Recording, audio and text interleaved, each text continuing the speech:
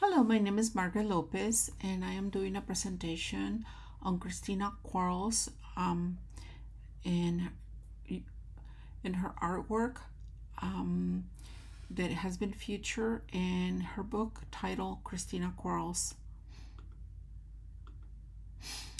Um, the book was published during the exhibition organized by the Museum of Contemporary Art, Chicago, curated by Grace Daveney on March 13, 2021 through January 16, 2022.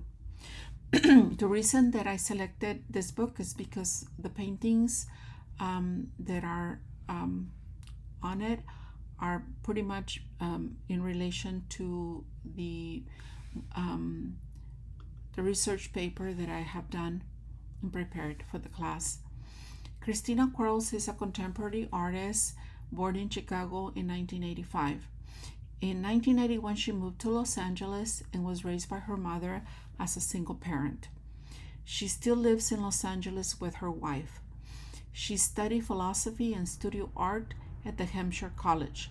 There, she focused her research on theories of hybrid racial identity as her own experience as a woman with a white mother and a black father. She later went on to study at Yale, where she received her Master's of Fine Arts in 2016. She has received numerous awards, including the Rima Hortman Foundation Emerging Artist Grant and the inaugural Perez Prize from the Perez Art Museum in Miami. In 2021, her work, Night Fell Upon Us, sold for a record of $4.5 million. So she's a renowned artist and very successful. And she has had exhibitions in many museums, from the Hammer Museum in Los Angeles to the one in New York. And currently, if you go to her website, you will see numerous exhibitions. One currently in Europe. So, and most of those paintings in her website are the current ones that she's prepared and she's worked on. And this is an older version that I'm focusing on from the oldest book. While in Yale, she began to explore indirect expressions through abstract style and continue her exploration mainly with themes of racial gender, sexual identity, and queerness.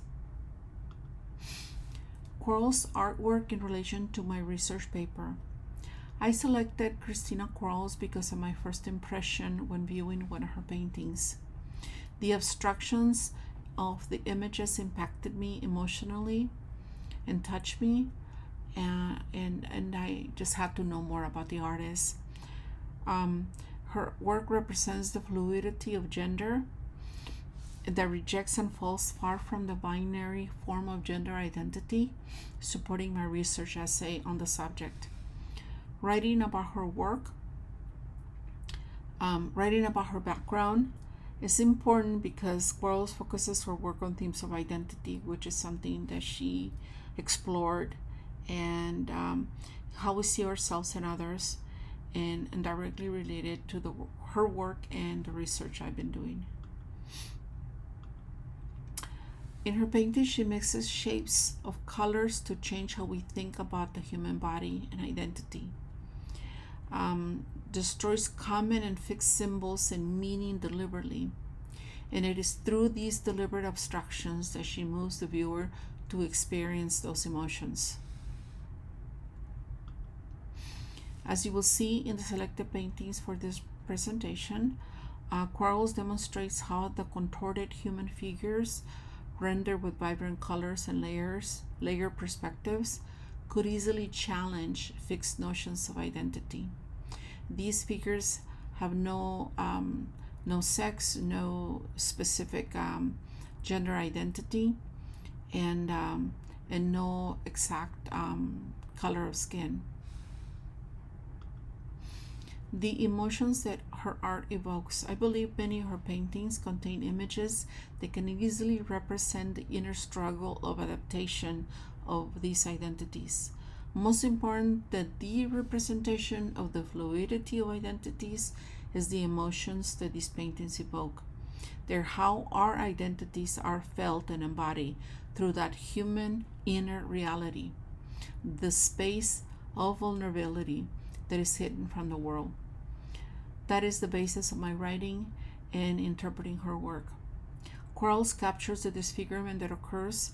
The images in her paintings continually perform, contort, and negotiate space within a world that refuses to fully recognize them.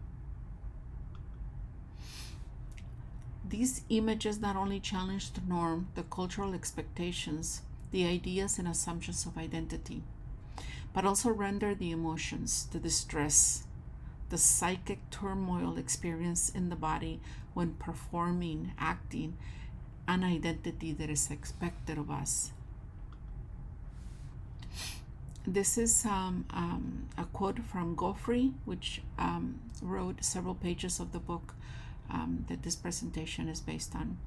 Formal strategies in painting is deeply connected to her attempt to think through questions related to identity and ambiguity that have affected her, particularly as a queer and a cisgender woman who is half black and half white, but who looks white.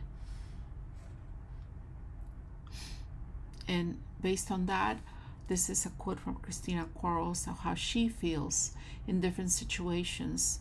For example, when she has done several and been involved within the art world, and she says, a space that's between carved out for black female painters, in which I feel my most white, or when I am in a group of people where everybody's white, that's when I feel the most like a person of color.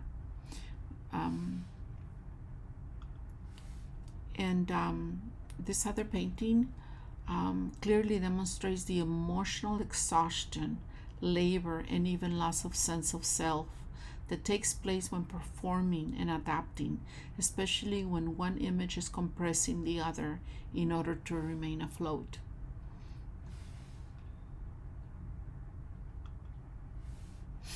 And concluding on this presentation, I'm showing this last painting. It's called Beautiful Morning. This is a quote from Gloria Anzaldúa, which I have included her writings in my essay.